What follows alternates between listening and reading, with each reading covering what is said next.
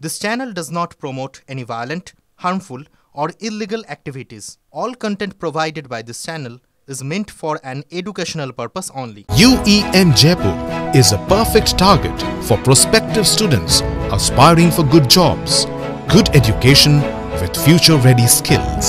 মুখ্যমন্ত্রীর ডাকা বৈঠকে যাননি চাকরিহারা ধূপগুড়ি হাই স্কুলের শিক্ষক দেবপ্রিয় সাহা।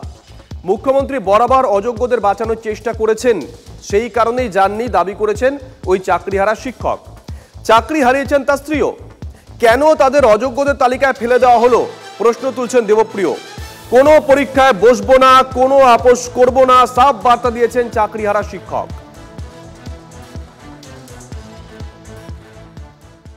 উনি 26,000 সমস্তকে সবাইকেই ডাকছে। আগে যদি উনি বলে দিতেন যে যোগ্যদের আমরা পক্ষে আছি, কিন্তু উনি তা বলেন নাই। উনি সমস্ত 26,000 ক্যান্ডিডেটকেই সেদিন ডাকছিলেন। তিনি আগের দিনই ক্লিয়ার করে দিতে পারতেন যে আমরা শুধুমাত্র যোগ্যদের পাশে আছি। মূল কারণ এটাই যে আমরা মুখ্যমন্ত্রীর সঙ্গে কোনো আপোষ করতে চাচ্ছি না, যতদিন ওনারা আমাদের যোগ্যদের, শুধুমাত্র যোগ্যদের কোনো ন্যায় বিচার দিচ্ছে। আরো একটা বড় খবর, উদ্বেগের খবর। শিক্ষক সংকটে পরীক্ষা স্থগিত। ঠিকই শুনছেন, সুপ্রিম কোর্টের নির্দেশে চাকরি বাতিল হয়েছে স্কুলের 9 জন শিক্ষকের। শিক্ষকের অভাবে বাধ্য হয়ে পরীক্ষা স্থগিত করল স্কুল কর্তৃপক্ষ। উত্তর দিনাজপুরের গোয়ালপুকুর 1 নম্বর ব্লকের গোয়াগা হাই স্কুলের ঘটনা। চরম অনিশ্চয়তার মুখে পড়েছে প্রায় 3000 ছাত্রছাত্রী। ভেবে দেখুন একবার। স্কুলের প্রধান শিক্ষক কৌশর আহমেদ জানিয়েছেন, এখন স্কুল চলছে মাত্র 7 জন শিক্ষককে নিয়ে, যার মধ্যে তিনিও রয়েছেন। এই অবস্থায় এত বিপুল সংখ্যক ছাত্রছাত্রীকে সামলানো এবং পরীক্ষা পরিচালনা করা কার্যত অসম্ভব হয়ে পড়েছে। তাই বাধ্য হয়ে 7 দিনের জন্য পরীক্ষা স্থগিত করেছেন, দাবি করেছেন প্রধান শিক্ষক। পরীক্ষা স্থগিত হয় উদ্বিগ্ন বাবা মায়েরাও।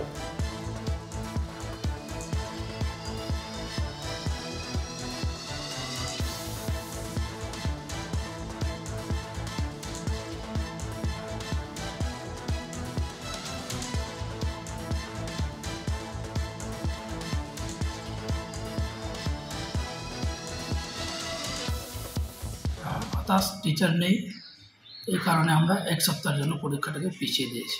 যারা যোগ্য তারা তার চাকরিটা যদি ফিরে পায়, এই স্কুলগুলোকে বাঁচানো যাবে। নাহলে এই মুহূর্তে সরকার কি বিকল্প ব্যবস্থা নেয়? এই মুহূর্তে 3000 ছাত্রছাত্রীর মধ্যে আমাদের স্কুল, এখন আমরা হেডমাস্টার সহ 7 জন। চাকরির জন্য আমাদের স্কুলে পরীক্ষাটাও বাতিল করা হয়েছে। এই জন্য আমরা বিশেষভাবে ভেঙে পড়েছি, বিশেষ করে আমাদের টিচার না থাকার জন্য। কারণ প্রত্যেকটা কাজ সময় মতো হলে ভালো হয়, কারণ আমাদের পরীক্ষাটা যদি সময় মতো হতো তাহলে আমরা বিশেষভাবে উপকৃত হতাম। শুনলাম যে 1 সপ্তাহ পিছিয়ে দেওয়া হয়েছে, কিন্তু আমরা তো ছেলে মেয়ের যারা গার্জিয়ান, আমরা তো চিন্তিত আছি।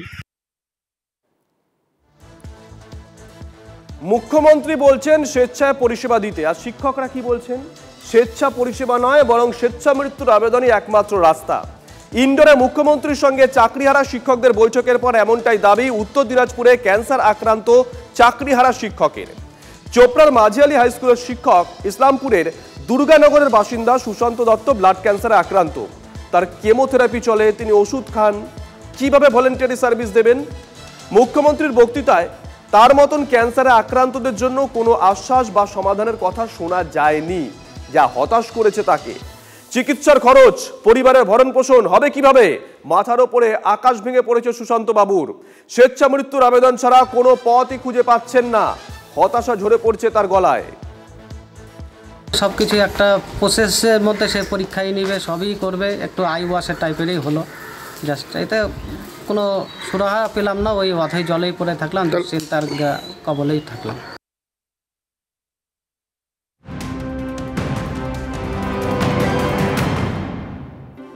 আরো একটা বড় খবরের দিকে নজর রাখতেই হচ্ছে। আচ্ছা, এবারে পাহাড়ে নিয়োগ দুর্নীতির মামলায় শিক্ষকদের বেতন বন্ধ হতে চলেছে কি? পাহাড়ে নিয়োগ দুর্নীতিতে বেআইনিভাবে নিযুক্ত 313 জন শিক্ষকের বেতন বন্ধ করে দেওয়া উচিত, এমনটাই বলেছে হাইকোর্ট। আরো একটা বড় খবরের দিকে নজর রাখছি ব্যাক টু ব্যাক। এবার পাহাড়ে নিয়োগ দুর্নীতি মামলায় শিক্ষকদের বেতন কি বন্ধ হতে চলেছে? পাহাড়ে নিয়োগ দুর্নীতিতে বেআইনিভাবে নিযুক্ত 313 জন শিক্ষকের বেতন বন্ধ করা উচিত, এমনটাই জানিয়েছে হাইকোর্ট। করেছেন জিটিএ নিয়োগের ক্ষেত্রে ব্যাপক দুর্নীতি, বিনয় তামাং সহ মমতার যারা পেটোয়া লোক ছিলেন দুর্নীতি করেছেন। আজকে আদালত বলেছেন পরিষ্কারভাবে 313 জনের বেতন তো বন্ধ করতেই হবে, এবং আরও 459 জনের কথা যখন আমি বললাম সেটা আমি পরে আলোচনা করে দেখছি কী করা যায়। দুর্নীতি ছাড়া অন্য কোনো কিছু কি মমতা সরকার করেছে? প্রতিটি জায়গায় নিয়োগ নিয়ে এই ধরনের দুর্নীতি হয়ে আছে। আগামী দিনে যেভাবে একের পর এক মামলা হচ্ছে এবং এইভাবে যদি চাকরি বাতিল হতে থাকে, গোটা পশ্চিমবঙ্গে একটা অরাজকতার সৃষ্টি হবে বলে আমার মনে হচ্ছে। কারণ এই রাজ্য সরকার এমন মানে পাপ করে রেখেছে, সেই পাপ এখন ফুটে বেরোচ্ছে, মাটি খুঁড়ে বেরোচ্ছে সমস্ত পাপ।